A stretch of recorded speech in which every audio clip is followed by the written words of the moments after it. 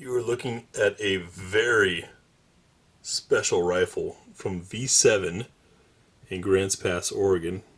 See that fluted barrel, very, very lightweight handguard. In fact, this whole rifle, which is an AR-10 308, weighs under 7 pounds. V7 308 coming up next on GBGuns.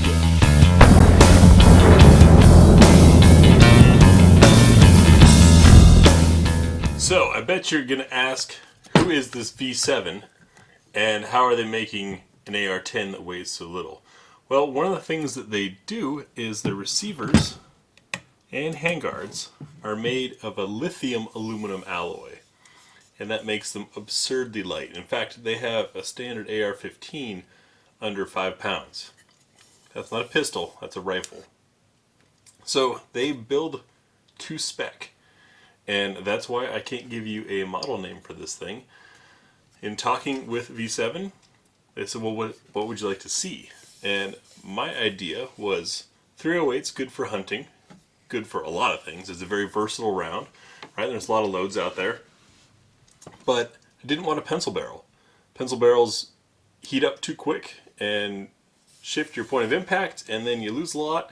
So I asked them, could you do a lightweight 308 with a normal barrel?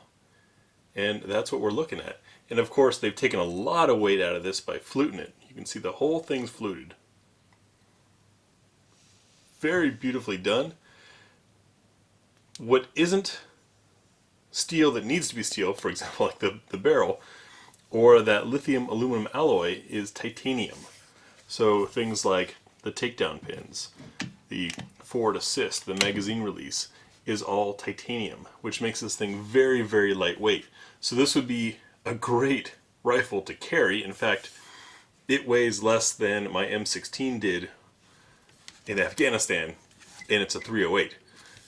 So you've got the lighter weight for carry, but still the barrel to handle some actual use, and the power of 308. It's a pretty cool combination.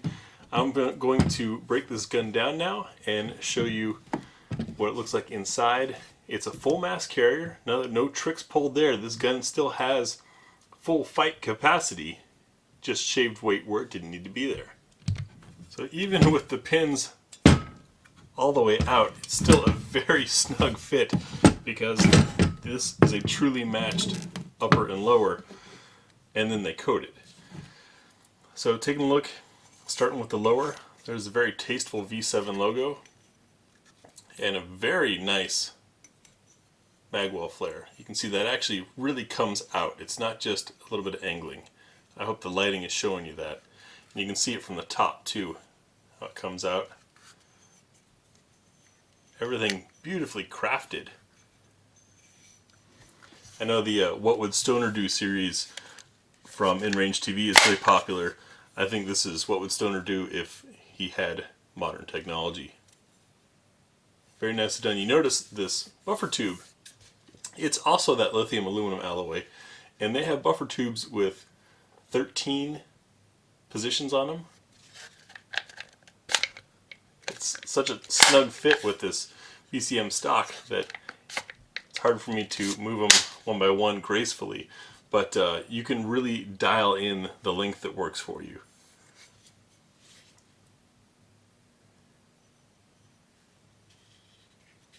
You can see the thickness, safety.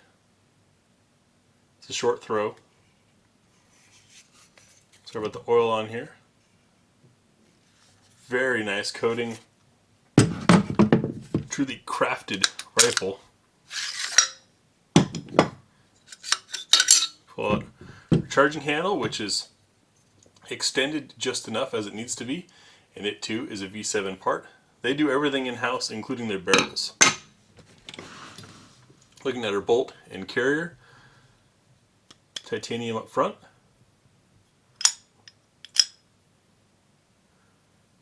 Staking that properly goes in. I've mentioned this in every video, but some folks don't know.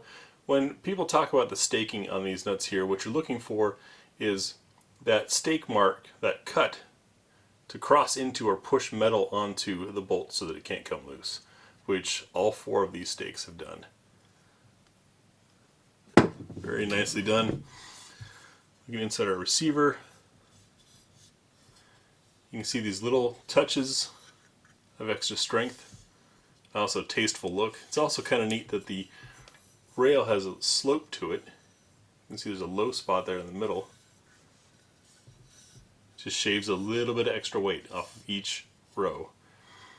Looking at our handguard to receiver fit, just about flawless. And aside from a seam, it almost looks like it's just one piece. Amazing build quality on this. Very impressive looking gun. Even the inside of the dust cover is a very lightweight, simple dust cover, very clean. But you know, that's another spot where weight collects. And they've done it to shave it without cutting a bunch of metal out of the receiver like you see on some other guns. Now, in shooting this, of course, the challenge is going to be that lightweight guns are easier to bump out of position. So it's going to be a lot harder, not a lot harder, but it's something to be aware of in getting ready to group this thing. Also, with it being lighter, there's going to be more recoil. We've shot some very pleasant 308s that were easy to shoot because they weighed a ton. That is certainly not the case with this one from V7. Got a very nice Geisley trigger in it as well. So when it comes to the range time, I like to shoot at least 4 different loads, 5 if I can get away with it, to see how the rifle is going to perform. We've got a variety, and I'd like to hear from you guys what you'd like to see. The variety goes from super cheap 1979 Malaysian military surplus to a common standard 155 grain hollow point boat tail from Freedom Munitions. Some of that super performance Hornady, the stuff that's supposed to be extra fast in 168 grain AMAX. Federal's 180 grain soft point, really heavy load. Opposite end of the spectrum, this tactical urban rifle stuff is only 125 grain, super light. The Federal Gold Medal Match 168 grain with the Sierra Match King bullet, a standard, always good. Another classically reliable, Nosler, of course, all of their stuff being spectacular. 175 grain from them. Gorilla, here's another Match King, 175 grain. We've had great results with them. We've got Gold Dot. Spear Gold Dot. A lot of folks don't know they actually make a 308 round, 168 grain.